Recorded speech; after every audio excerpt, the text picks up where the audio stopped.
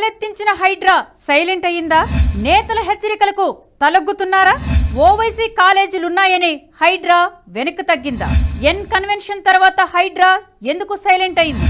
కూల్చివేతల కోసం అదనపు బలగాలు సిద్ధం చేస్తున్నారా? ప్రముఖుల చిట్టాను హైడ్రా సిద్ధం చేసిందా? మంచి స్కెచ్ గీసుకొని తిరిగి రంగంలోకి దిగుతారా? బుద్ధ భవన్కే హైడ్రా కమిషనర్ ఎందుకు పరిమితమయ్యారు?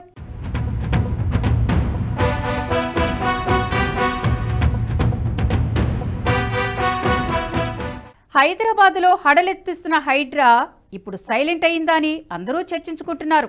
బుల్డోజర్ ఎక్కడ తమ వైపుకు వస్తాయోనని భయంతో హడలెత్తిపోతున్న అక్రమ నిర్మాణదారులు ఇప్పుడు కాస్త ఊపిరి పీల్చుకున్నారా అనుకుంటున్నారు. హైడ్రా వాట్ నెక్స్ట్ అంటూ తీవ్ర ఉత్కంఠగా ఎదురు చూస్తున్న సామాన్యులకు కాస్త నిరాశే మిగిలింది.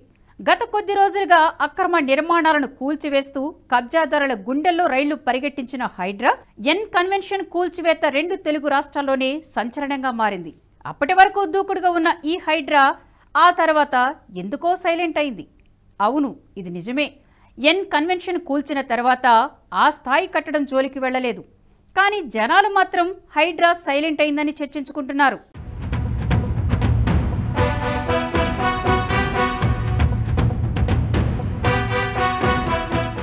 అక్రమ నిర్మాణాలు కూల్చడంలో జోరు మీదున్న హైడ్రా నెక్స్ట్ టార్గెట్ ఓవైసీ ఆసుపత్రి అనగానే సైలెంట్ అయ్యిందా అనే ప్రశ్నలు వినిపిస్తున్నాయి.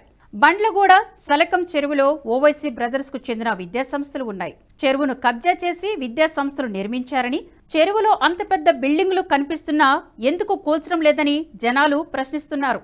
పాత బస్తీలో చెరువులను కబ్జా చేసిన వాళ్లలో ఓవైసీ బ్రదర్స్, ఆయన బంధువులు ముందు వరుసలో ఉంటారు. ఆయన ఆసుపత్రులు, కార్యాలయాలు చాలా వరకు కబ్జాలే. బండ్లగూడలోని ఫాతిమా ఓవైసీ కళాశాల గురించే ఇప్పుడు రాష్ట్ర వ్యాప్తంగా చర్చ నడుస్తోంది. గూగుల్ మ్యాప్లో ఆ కాలేజీని చూస్తే మజ్లిస్ కుటుంబం ఎంత బరితెగించి చెరువును కబ్జా చేసిందో ఇట్టే అర్థమైపోతుంది. నడి చెరువులో కాలేజీని నిర్మించారు ఓవైసీ బ్రదర్స్.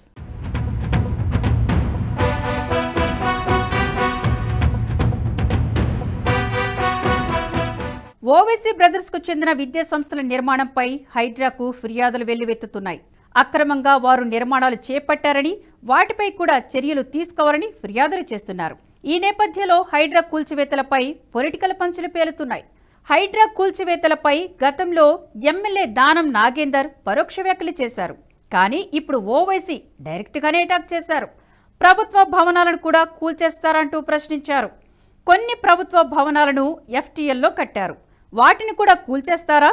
నెక్లెస్ రోడ్డు కూడా ఎఫ్టీఎల్ పరిధిలో ఉంది, నెక్లెస్ రోడ్డును కూడా తొలగిస్తారా? జీహెచ్ఎంసీ కార్యాలయం దగ్గర నీటికుంట ఉండేది, మరి జీహెచ్ఎంసీ కార్యాలయం పరిస్థితి ఏంటి అని ప్రశ్నించారు Asaduddin Owaisi.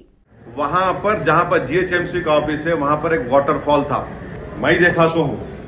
Necklace road FTL पर है, तोड़ो उसको आप. नेकलेस रोड एफटीएल पे है, बोल रहा हूं मैं आपको, तोड़ते आप उसको. तोड़ना चाहिए ना भाई, कौन रोक रहा आपको? एफटीएल है.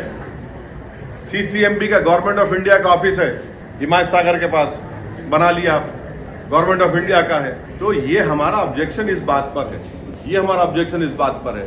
और फिर जहां पर निजाम के जमाने में कि ये एफटीएल है, स्टोन्स लगा देते, अभी भी है वो, देख लो आप जाके. ఓవైసీ బ్రదర్స్ ఫాతిమా విద్యా సంస్థల పేరుతో కోట్లు కొల్లగొడుతున్నారని ఆరోపిస్తోంది బీజేపీ. ఫాతిమా విద్యా సంస్థలు పూర్తిగా చెరువులోనే ఉన్నాయని, గత బీఆర్ఎస్ ప్రభుత్వాండతోనే ఎంఐఎం రెచ్చిపోయిందని, కబ్జా చేసినా పట్టించుకోలేదని మండిపడుతుంది. చెరువును కబ్జా చేసి కాలేజీ నిర్మించి ఫ్రీ ఎడ్యుకేషన్ పేరుతో ఓవైసీ బ్రదర్స్ కోట్లు సంపాదిస్తున్నారని ఆరోపిస్తుంది. ఎంఐఎం బెదిరింపులకు రేవంత్ భయపడొద్దని, అక్రమంగా ఓవైసీ నిర్మించిన వాటన్నిటినీ కూల్చివేయాలని డిమాండ్ చేస్తున్నారు.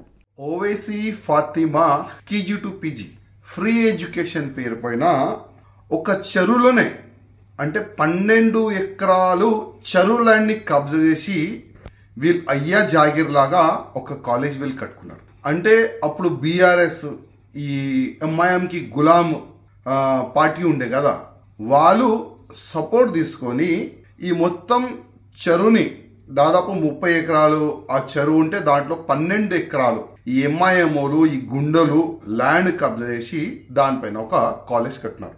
దానిపైన కంప్లైంట్ ఎవరు ఇచ్చినారు? ముస్లిమోలే.